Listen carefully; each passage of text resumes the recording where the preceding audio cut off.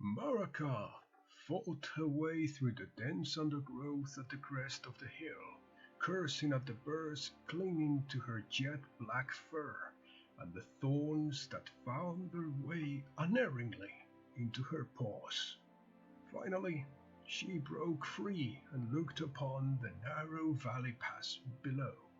She scanned the snaked length of the dirt road and worried she might be too late. Then she saw it, a telltale curl of dust rising in the distance.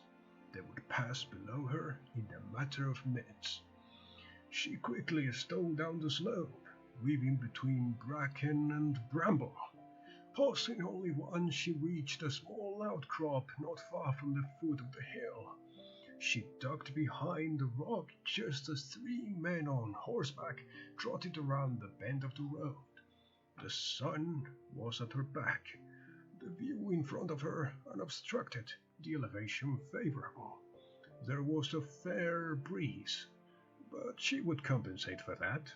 Maraka nodded, taking the bow from her back. The riders would pass within 20 strides. She wouldn't miss. As the group approached, she discerned the two gods, lowland humans, in leather armor, riding on either side of a far larger figure, the red-haired Highlander, Conall Dunbrath. The latter sat astride a great rugged horse that was presumably bred in the same wind-swept land as its charge. He couldn't be a more conspicuous target if he tried, Maraka thought, retrieving an arrow from her quiver. It was likely out of pride or some Highland notion of honor that he had refused the enclosed carriage the lowland nobles favored when venturing outside Fiarn's city walls. No doubt he hadn't wanted the gods either, Maraka thought, but Lord Walter Swain, to whose manor house Dunbrath was journeying, would have insisted.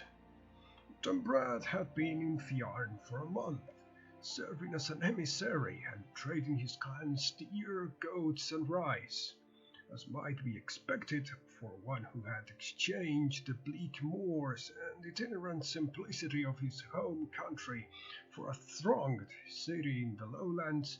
He had turned out to be an artless diplomat. A Highlander would swing a mace at the flea under lap, so the saying went, and not coincidentally Dunbrath had taken to publicly criticizing the vices and infernality he had encountered. Whilst dealing with Fiarn's noble and merchant classes, he had become quite the champion to the city's downtrodden lower ranks. It would do, of course. The nobles couldn't risk unrest in Fiarn, and more importantly, couldn't abide the insult. The Highlander had to be removed. Maraka knocked the arrow and steeled his